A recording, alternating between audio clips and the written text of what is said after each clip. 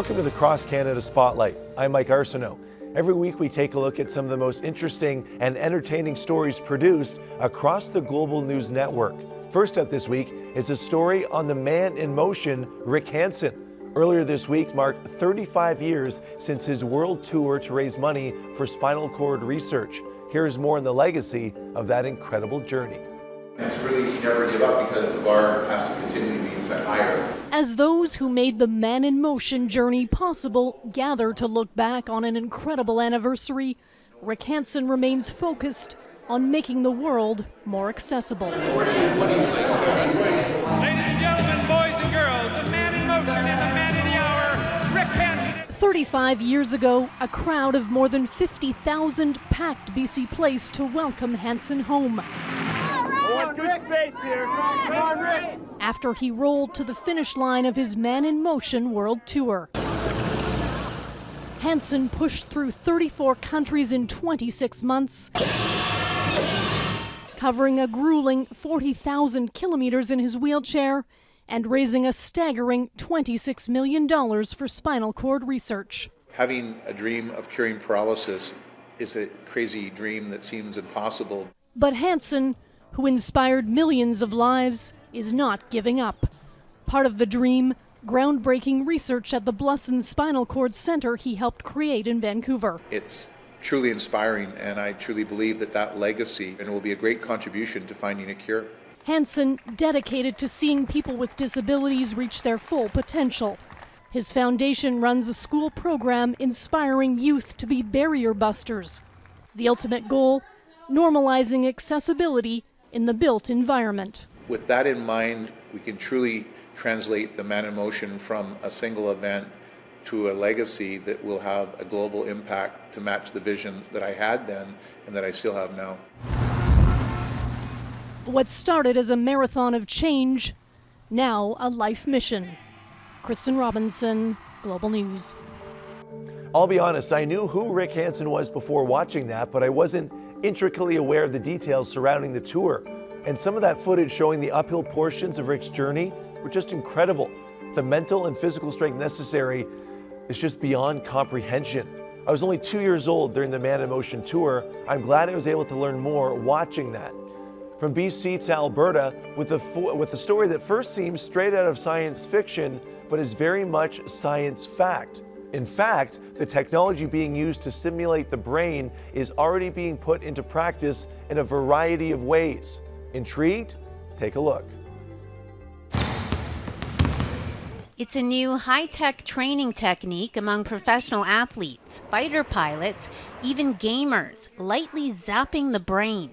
Trying to biohack your brain has been like an avenue, I think. It's been explored hugely across different sectors. Transcranial direct current stimulation, TDCS, is a growing field. You can even buy home versions of the equipment. Similar to TENS machines used on the muscles in physiotherapy, this device targets the cells of the brain. So the current goes into the brain and causes the cells to shift a little bit. So it doesn't cause the cells to fire, it just makes the cells a little more sensitive and efficient. It seems like it's priming the neurons in the brain so that when you pair it with therapy or some other kind of adjunct treatment, it can help to improve the functioning. University of Alberta researchers have used TDCS to help speech-language pathology patients and older adults with depression and anxiety. And in healthy younger adults that we've done here, we found that just a single session, 20 minutes of really low dose brain stimulation can increase cognitive performance by about 13%. This is FNIRS. It's a type of neuroimaging that uses lights. After a TDCS session, study participants had their brain's blood flow measured with this special cap while they completed memory tests. And it's thought that increased blood flow to those parts of the brain is also associated with better cognitive performance. The researchers found blood flow did increase for about 10 to 60 minutes. They say brain stimulation could eventually be an alternative to drug therapies. Once we know what the mechanisms are, if you have a population that could benefit from that, that's really going to drive it forward, I think. I think there is quite a bit of potential to be unraveled. Sue Lingo, Global News. Watching that story, I can't get over how matter-of-fact the scientists and researchers are about the technology and its applications. Literally, a couple of decades ago, stimulating brain cells so easily and effectively would have seemed like futuristic technology, and now it appears to be almost commonplace. I need to pick up one of those devices and see if it will help me pick up my short game on the golf course, because it can't get any worse. Our next story is about a tract of unused municipal land in Alberta being used to help feed those in need. Rolling into action.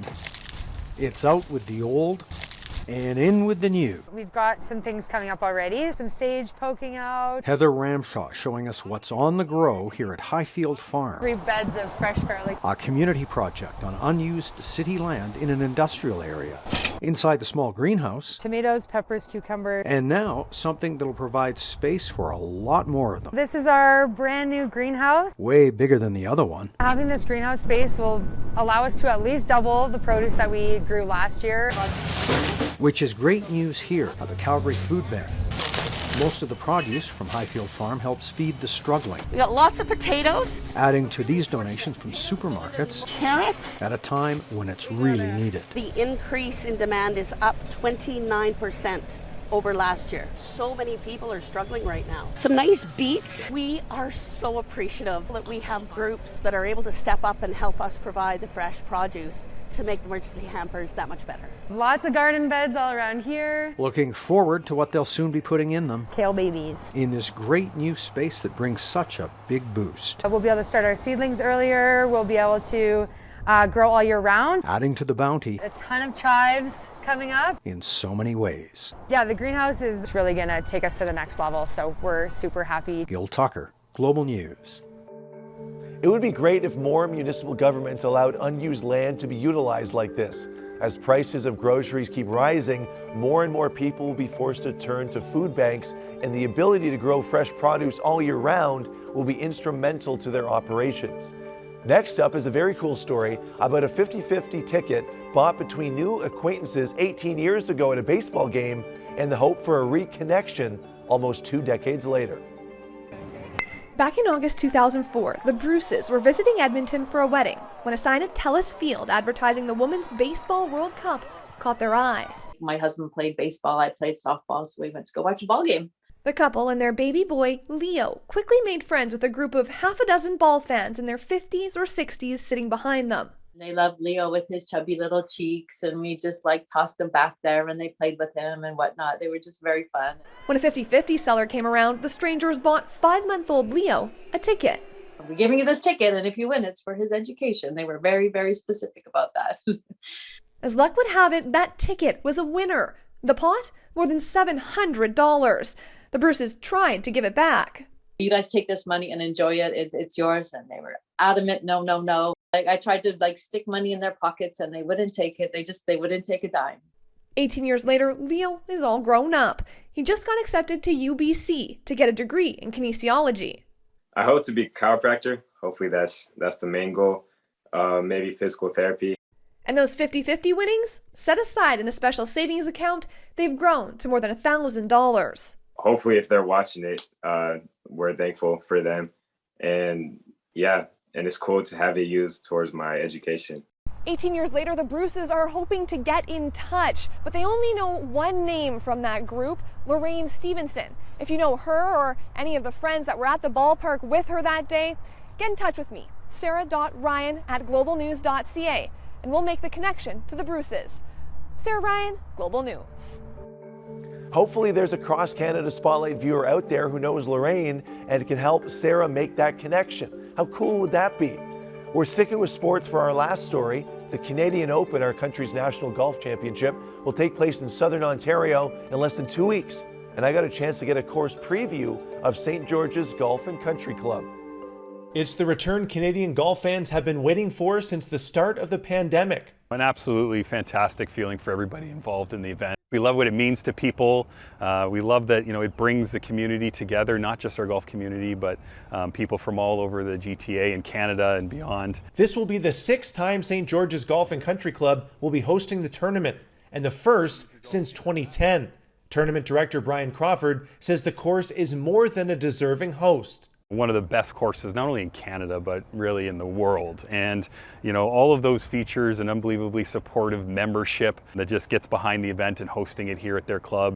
Brian, the golf course is beyond reproach, but it is a very small footprint here at St. George's Golf and Country Club. So you're going to have dozens of players, hundreds of volunteers and employees, and thousands of fans. Logistically, how are you pulling this off? Yeah, no, it's definitely got some uniqueness to it. Certainly a road that intersects the golf course from the clubhouse. Speaking of that road, so we are on the east side of Islington Avenue. Yeah. The clubhouse is on the other side, and we have this small tunnel here. I assume that thousands of fans will not be traversing this small tunnel. So if they want to come to this tournament, how close can fans get to the venue before they'll have to take buses or walk? Yeah, exactly. So we have a number of parking options, a number of different options, ride share, all these sorts of things to get you here. Parking shuttles that take you right to the property. So we actually close Islington Avenue for a period of 19 days to set up all of our infrastructure, admissions infrastructure, catering, our broadcast compounds, all those sorts of things. During tournament time, this tunnel is going to be players only. So only the best golfers in the world will be able to use that tunnel. Is that correct? Yeah, you got it. You know, they're caddies and maybe a couple other people that, you know, walking scores and such. But yeah, super limited. It's really kind of backstage type of thing here, the tunnel during the event. There you go. The end of the range is only around 240 or 250. The top players in the world can hit much further than that. So where will players be warming up before their rounds in the Canadian Open? Yeah, so one of the unique things here about St. George's, so we actually have all the players down at our other host club, Islington Golf Club, which is just down the street here on Islington Avenue. So they actually get shuttled down there in their practice facility, driving range, short game putting, all of that stuff takes place down there. So we're very lucky to have not only one great host club, but two host clubs. So kind of a unique thing about the Open. And then we take advantage of all this space to do things for the fans. Third hole here at St. George's Golf and Country Club, the signature par 3 on the course, Brian, 192 yards downhill. What I'm noticing though, around the course, there's houses surrounding St. George's here. So what happens to the houses and the residents during tournament week? You know, anywhere that the homes don't have fences already, those are all fenced off, of course, you know, to create the protection and security footprint for the event. But if you live close to a hole, just like this number 3 hole, you've got a really great view from your windows of the golf action. I wish some of that protective fencing was up right now before I hit this tee shot, because I might be in a little bit of trouble. Let's see where this ends up. Oh, that's pretty good. The 18th hole, par 4, around 470 yards. I'm picturing this on Sunday afternoon, Brian. Thousands of people lining the 18th fairway. How many fans are expected on the grounds throughout the week? Yeah, we'll expect north of 130,000 people will be here throughout the week, probably 25 to 30,000 a day. You can come up to the rope line at a tee or a green all along the fairway, get up and close to the athletes like you can't do in any other sport. Well, I'm glad those thousands of people aren't lining the fairway right now. Let's see if I can poke one out there. My tee shot at 18 there actually went into the rough, and I tried to play the rest of the hole off camera, and it took me a few shots just to get out of it. The rough has been grown quite thick, so players will have to keep it in the fairway.